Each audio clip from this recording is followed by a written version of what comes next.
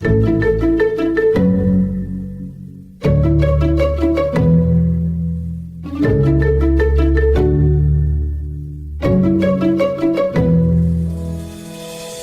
to Business Better, a podcast designed to help businesses navigate the new normal. I'm your host, Steve Burkhart.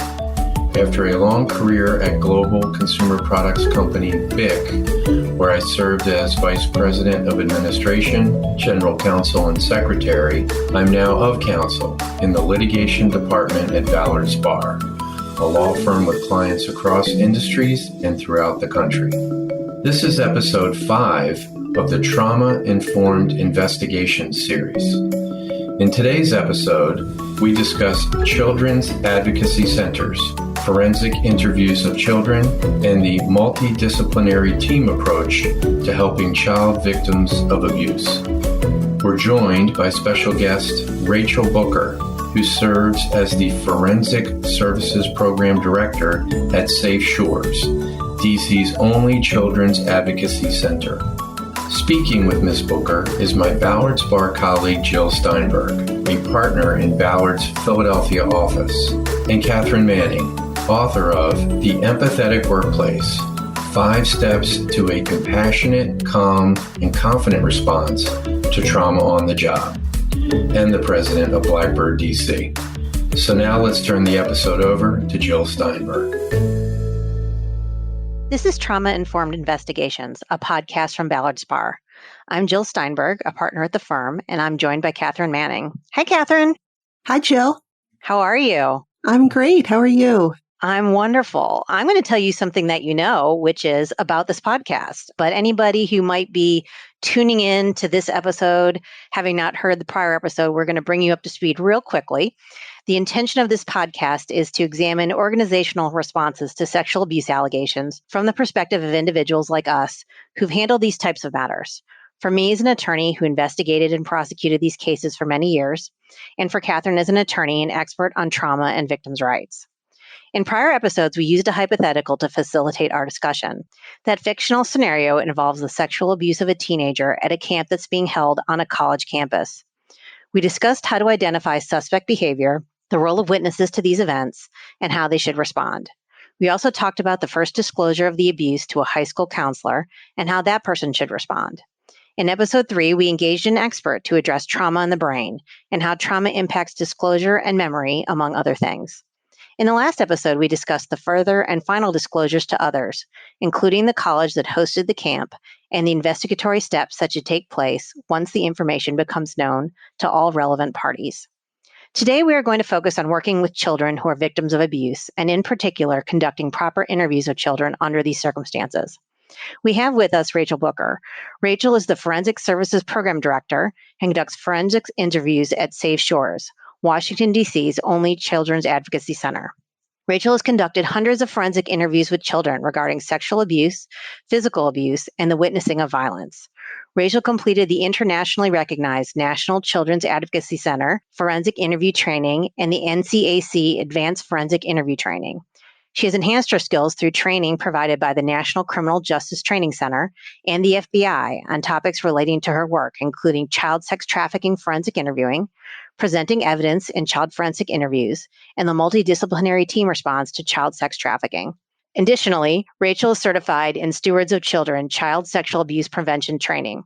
Rachel has provided trainings about child abuse and forensic interviewing to the United Nations, the United States Army, and DC Bar Association, as well as other local, state, and federal organizations. So basically, Rachel knows what she's talking about. Welcome, Rachel. Thanks for being here. Thanks so much for having me. So let's start out with talking about what is a child advocacy center, because I think folks like us who've been working in this space, we sort of take for granted that these things exist and they're really important. But someone who's listening to this from outside of the field, they might not have any idea what it is. So let's just start with the basics. What is it and sort of what's the history behind it? Why did they come to be? So child sexual abuse is a universal issue that affects children across race, gender, and socioeconomic status. 1 out of 10 children will be sexually abused by their 18th birthday, and those are just the reported cases. But there's hope, and this is the reason children's advocacy centers now exist.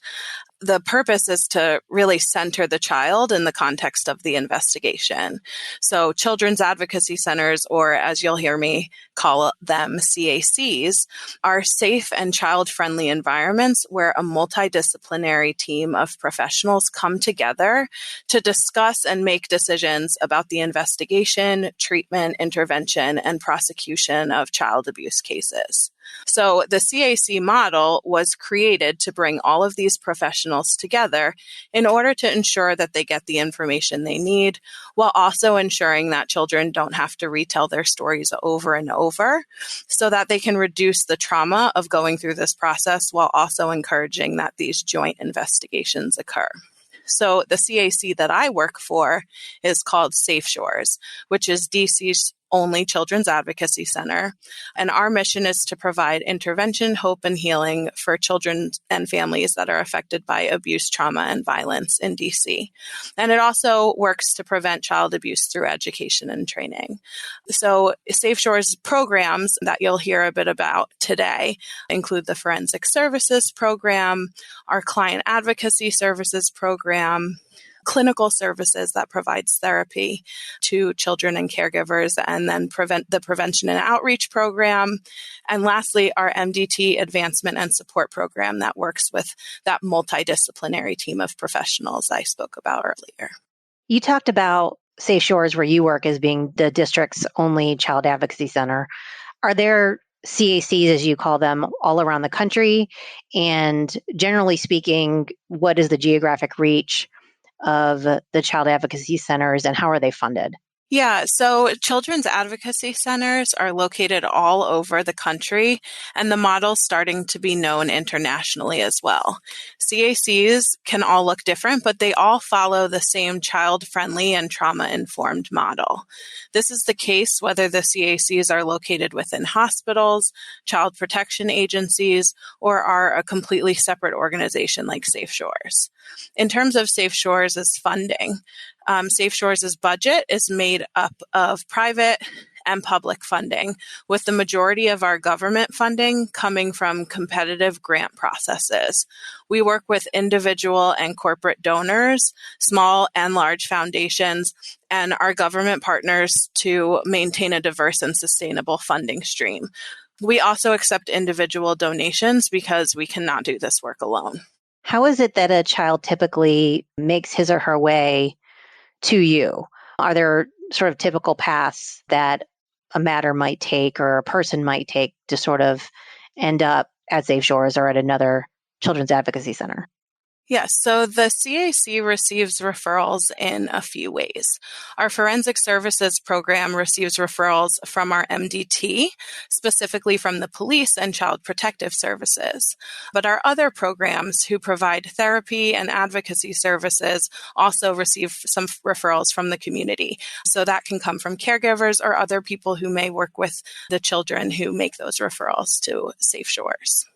Rachel, I'd like to talk just a little bit about MDTs, or multidisciplinary teams. I think they are such a fantastic concept because they really are aiming to try to minimize trauma to the child and make sure that all of the different people and departments that need information from this child are able to get it without the kid having to go through, multiple interviews by multiple different people. So can you describe a little bit about the MDTs, who all is participating in that, and how you work together? Yes, of course. So the MDT, or multidisciplinary team, is the group of professionals that work together in these child abuse cases. So in DC, our MDT consists of Child and Family Services Agency, which is CPS. That's how most people know it. The hospital, so our local hospital is the Children's National Health Center, and we specifically work with CAPC, the Child and Adolescent Protection Center. We also work with the police. So in DC, it's the DC Metropolitan Police Department, the Youth and Family Services Division. And then we work with two prosecuting agencies, the Office of Attorney General and the United States Attorney's Office. And then lastly, the CAC is also part of the MDT. So ours in DC is Safe Shores. So all of these agencies come together to work together in joint investigations for the child abuse cases. I just love that. Obviously all of those different agencies need information, whether it's CPS or the doctor or the police or the prosecutor, they all need information from the child about what it is that happened. And in an adult case, it would be that adult would be getting interviewed by a lot of different people. But in a child case, we realized systemically that was not going to be effective or fair, healthy to the child. So this other system was developed. And what happens with the MDT is questions are funneled to one interviewer who sits with the child and actually asks all those questions. And Rachel, am I right that you're one of those people? You're one of those child forensic interviewers who asks all those questions? Yes. Yeah, thanks. So can you describe a little bit how that process works? Yeah. So when a family walks into Safe Shores on the day of their forensic interview, they're greeted by a client advocate and are welcomed into a child-friendly space. So they see colorful children's art from fresh artists located in Philadelphia. They're great if you want to check them out. And fish tanks. And all the CACs are child-friendly environments. Our client advocates will then give a tour of the forensic interview room if the family would like to see the space. The client advocates are there to answer any questions they might have about the process before we begin. But the forensic interviewer will then come introduce themselves and bring the child back to the forensic interview room. And the interview is a conversation that a trained forensic interviewer has with the child about an abusive event or multiple abusive events in an open-ended manner and non-suggestive and non-leading way that's legally defensible. So the forensic interview is video and audio recorded, and the MDT sits in a separate room and watches the interview in live time to get the information that they need for their investigations. So this way, the child only has to talk to one person who is a trained forensic interviewer and is a professional that's been trained in child development, trauma-informed care, and nationally recognized and research-based forensic interviewing protocols. The purpose of a forensic interview is to obtain the most accurate statement from a child that will support the decision-making of the multidisciplinary team in the criminal, legal, and child protective systems. But we don't make children talk about anything that they're not ready to talk about. So when a child is unable or unwilling to provide information regarding any concern about abuse, that's when other interventions to assess the child's experience and safety are required. So it's important for adults who aren't trained forensic interviewers to know that they should not force children to talk if they're not ready. If a child does come to you and share information, you can thank them for sharing the information. And if you need to ask questions, it's important that you ask questions in an open-ended way. Thanks for pointing that out. One of the things we talked about on an earlier episode was being the person who receives the first report of child abuse and how that can be a really challenging situation.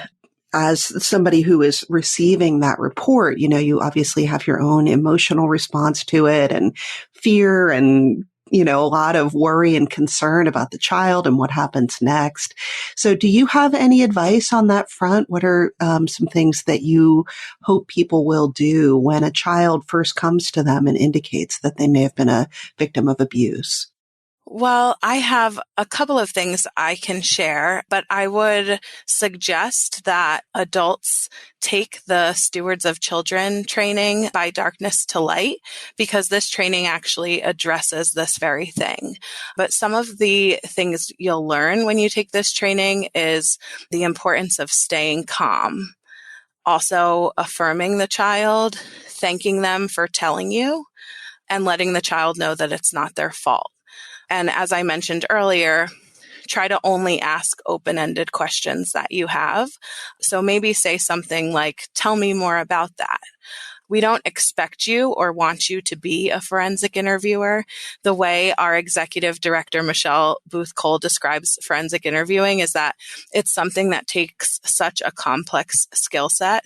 She explains that because of the level of mental agility that's required to hold space with a child who's never met you before, to develop a rapport, to make yourself accessible to the child, while also trying to carry the information that the team shared at pre-conference that they need for their investigations, and then asking questions and communicating in a way that you don't introduce vocabulary into the interview, and making sure you're staying present with the child and listening.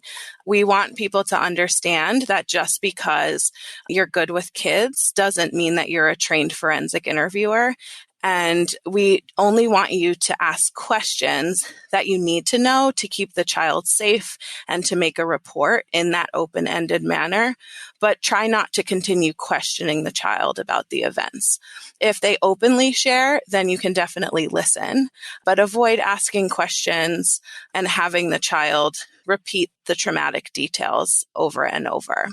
We also suggest trying not to get angry or having any strong emotional reactions, even though we understand that that can be difficult, and try to avoid making any promises that can't be kept.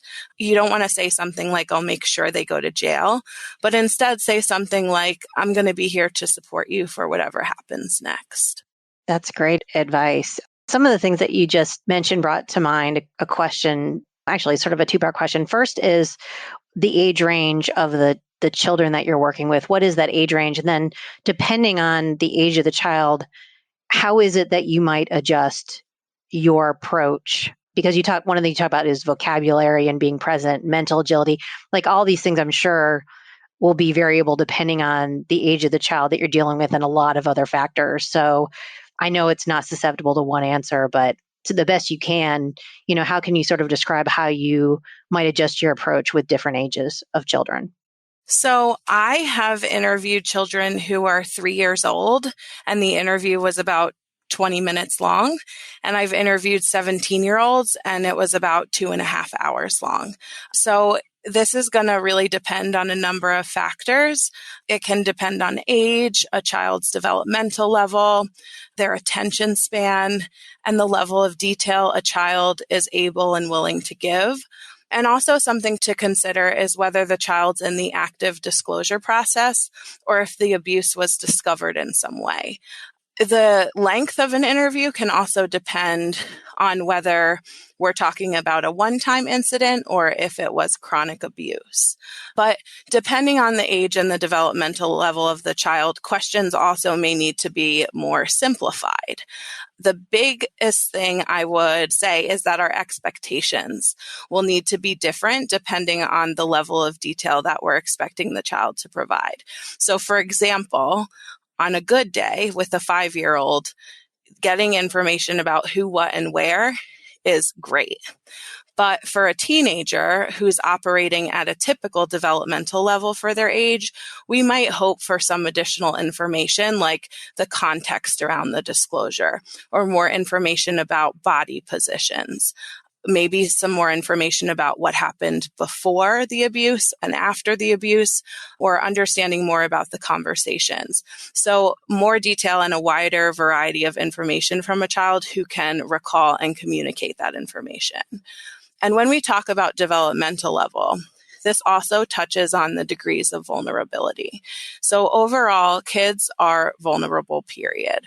And then if there's any kind of disability or delay, they're at an even higher risk of being abused.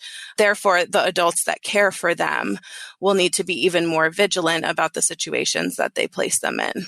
And this is also why Safe Shores will conduct forensic interviews for developmentally delayed adults, because there are people who are at an adult age but function at a different age level. And along the human spectrum, there are going to be varying capacities. And so although there is a forensic interview structure, it's flexible enough for the interviewer to tailor their question to the person that's in front of them. And are there ever times that I've seen in cases where there are drawings where the child might mark on a drawing, or there are other sort of external tools, I guess you could say, that might be used to help the individual express things that maybe they don't have words for. Can you describe that process a little bit as to, do you guys use those sorts of tools, and in what context are they appropriate? So in our forensic interviews, we always have paper and crayons or colored pencils in the room so that children can write or draw if they want. Sometimes children prefer to write a word down that they're uncomfortable saying out loud, or they might draw a picture to help them explain something. In order to aid children in giving specific details about abuse, forensic interviewers can also present evidence in the forensic interview. So our forensic interviewers have been trained to do this by the FBI and NCJTC in a trauma-informed way. So it's not like what you see on crime television. Additionally, one of the other things we do is we take pictures of the children who come to the CAC for interviews, because some of these cases don't get prosecuted for years. And it's helpful to have a reminder of the child and what they looked like on the day of their interview.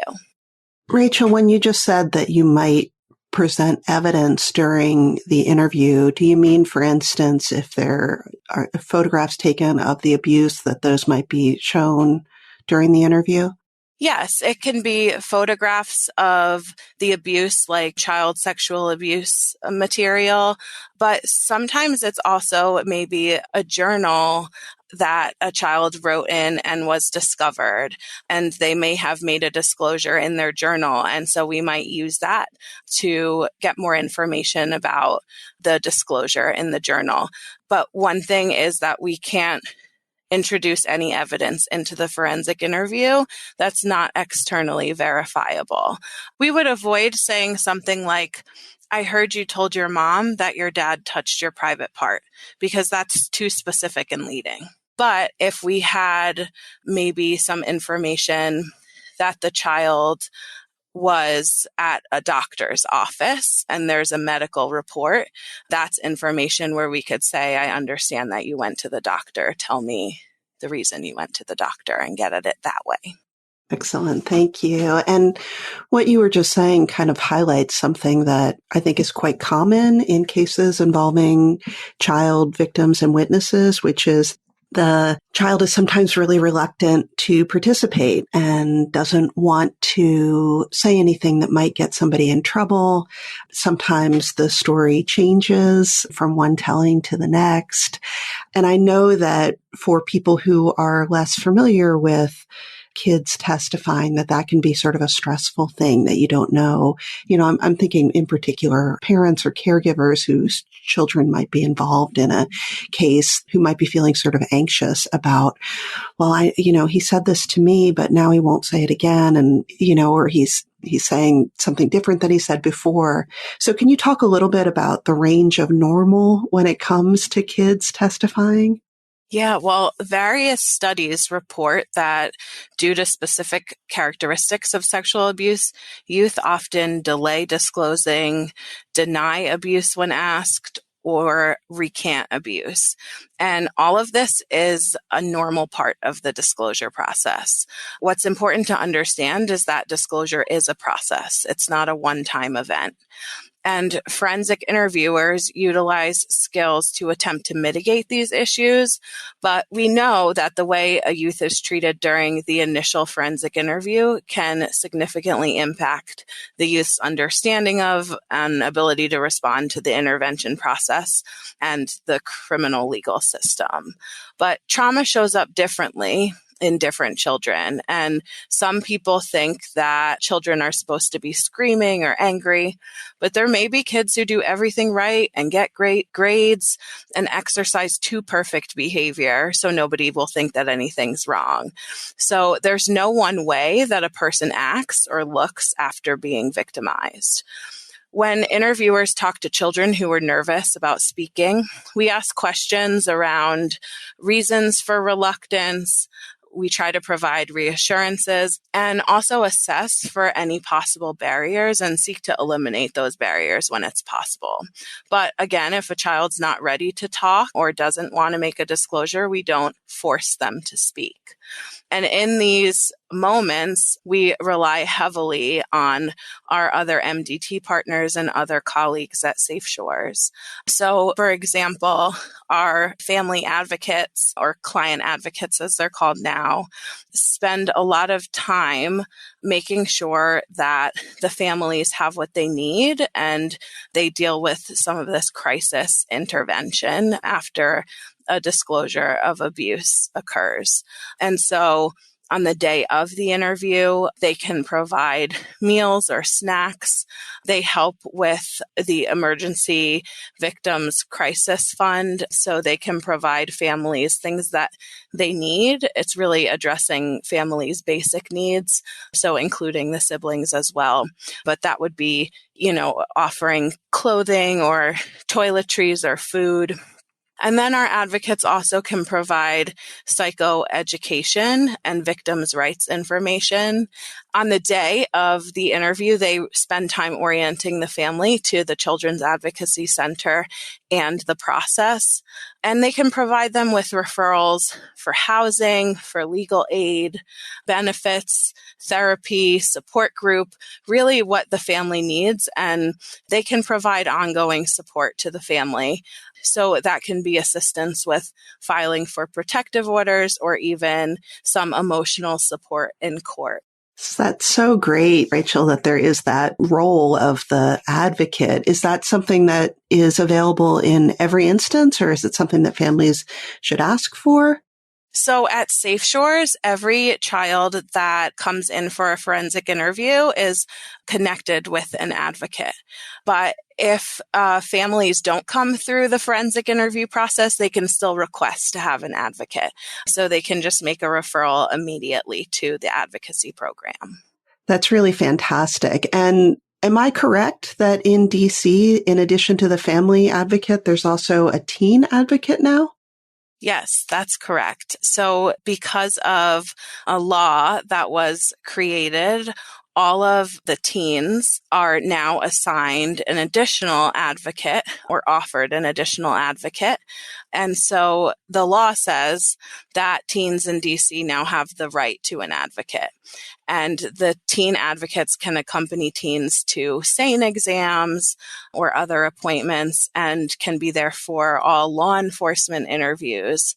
They also provide teens with crime victims' rights information and implement safety planning, offer other referrals, emotional support, and can also provide transportation. So we really depend on our teen advocates to assist as well. It just seems like such a great show of respect for the autonomy of the teen, recognition that the family has needs, but also you want to make sure that the teen has somebody specific that they can talk to about what it is that they need. It's a really great program. And I have a question for you about sort of how you continue to sort of support the child through the case, assuming that there is a case that goes forward, after the initial interview and intervention. We talked a little bit about the sort of expected hesitancy and evolving level of cooperation and narrative that the advocate might hear, or the various individuals on the team might hear from the victim. Sometimes, at least what I've experienced, sometimes what happens is you'll initially have a certain level of cooperation. You'll see sort of that natural sort of ebb and flow of interest and anxiety. But sometimes they'll say something like, well, I don't ever want to testify about this, though. I don't ever want to go to court. And it's almost like a bargaining, like, I'll tell you this now, but like, then it'll be done.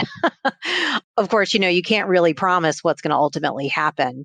And so as the case is going forward, if there is in fact one, what is it that folks like you or other people on the team are sort of communicating, or what kind of advice and support can you give to the victim and the family to help sort of deal with the fact that some of these things are now moving forward and not entirely within their control?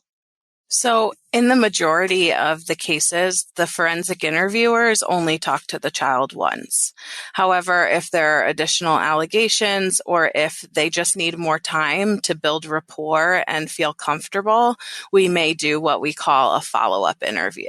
We'll never do a re-interview, but we really just pick up where we left off. Sometimes kids aren't ready to talk about everything just because we scheduled the forensic interview for that day. And sometimes there's so much information that a child benefits from a follow-up interview. But typically the child's interaction with the interviewer ends when the interview ends. But the forensic interview is a tool of the investigation, whereas the CAC is not exclusively geared toward the investigation. So our model is holistic so that we're dealing with the continuum of the issues in this family's life. So this is different for our family advocates and our therapists, who I mentioned before can continue to support families throughout the investigation or as long as needed. So sometimes they work with families for 30 days, sometimes it's for 3 years. And our clinical services program doesn't accept insurance and is free to families. And this allows the therapist to provide services for as long as they need. There's also a caregiver support group that families can be involved in for extended periods of time as well. But we really look to also try to support our team and support the families through the investigative process and answer any questions that they may have along the way in case there are some barriers or some, reasons that the family doesn't feel comfortable moving forward with the investigation. I also want to mention now that in general, the investigators and prosecutors who are working on cases involving kids are people who have chosen to do that work and have been specially trained to work with children. And in addition, there are a lot of protections available to children in the court process. Almost every jurisdiction has some sort of law similar to the federal law 3509 that provides additional privacy protections for children. So children's names, for instance, are not supposed to be ever used in open court or appear in any public filings. Kids are often able to access additional supports if they do have to testify in court. So for instance, they might be able to have an adult attendant come and sit with them or bring a favorite toy with them. They might be able to use additional aids like a doll or something like that to help them with their testimony. So there are a lot of protections built into proceedings with kids from the very beginning and really throughout the case. Is that your experience as well, Jill? Yes. And I think that's a part of sort of I'm not call it the bargaining process, but, sort of the process that sometimes you have to go through when people are resisting, and they feel like they've done enough. And frankly, they have done enough. But sometimes things they keep going because the system has decided that it's in the interest of the community at large to prosecute someone, for example. Or there could be a number of other reasons why things continue to be unresolved as a result of the underlying abuse. And so that's certainly something that I would try and do in my role, as a prosecutor, which is just one of many people who are sort of operating in this environment, is here are all the things I can do to protect you, to protect your privacy, to ensure that discovery isn't floating around out there, your name isn't floating around out there. And again, you can never sort of tell somebody they're never going to have to testify. And that's a hard thing because they always want that. And you can't promise it. And Rachel, as you say, you don't want to make a promise that you can't follow through on. That's the worst. But what you can do is saying, well, here's what I can do. And I'll do everything I can. And certainly having an open conversation about, if it is a criminal case, for example, how you could resolve the case short of the person having to testify and having them be a part of a dialogue about how it is that the matter could be resolved. They may or may not be happy with it, but at least they feel like they're having an opportunity to have a say and to have some level of control over the situation, at least in terms of voicing their opinions. So that was sort of what I did, is I tried to give as much information, be as protective as possible, but still be honest about the level of control that the person could have over the situation. Rachel, I just have to ask you, how have you been able to conduct these interviews during COVID? Has it continued or did you have to stop them? That's a great question. So Safe Shores was one of the first CACs to move towards using teleforensic interviews during the pandemic. We helped develop the guide with National Children's Alliance that other CACs can use. And at the beginning of the pandemic, Safe Shores implemented the use of teleforensic interviews. And these teleforensic interviews were so that the child and the interviewer could be in a separate room, but they could still talk to each other and the child could still be interviewed. Although now we do the majority of our interviews in person again, this setup has actually given us additional options to reach children who may be located in detention centers, residential treatment facilities, or even hospitals, and where we may not have had access to interviewing them as quickly before, we are able to now. That is fantastic. I remember in my time at the Justice Department, the challenges around kids in rural areas, like sometimes kids living on Indian reservations, for instance. It would be very, very difficult to get a trained child forensic interviewer to them quickly enough when there was a report of abuse. So I'm just thrilled to hear that you are having success with the teleforensic interviews. So we've been talking a little bit about, well, a lot about all the things that happen when there's a report of abuse. The hypothetical situation that we sort of set up and explored in the last few episodes talk about this type of situation that happens at a camp hosted on a college campus to a teenager. All of these things, as you talked about at the very beginning, Rachel, they happen often, unfortunately, more often than people even recognize because so much of it goes unreported. In an ideal situation, of course, these things wouldn't happen. So let's pivot a little bit and talk about prevention. You talked a little bit about a prevention program that you have been trained on and you train others on. Maybe you can talk a little bit about that. And then for those people who may not have time to do those things, what is it that you sort of recommend to people in terms of prevention activity or prevention knowledge? So our prevention director always says that prevention works in partnership, meaning that we all have a role and can play a role when it comes to prevention. For prevention to succeed, there needs to be a partnership between child welfare professionals, health, community and faith-based organizations, law enforcement, and families.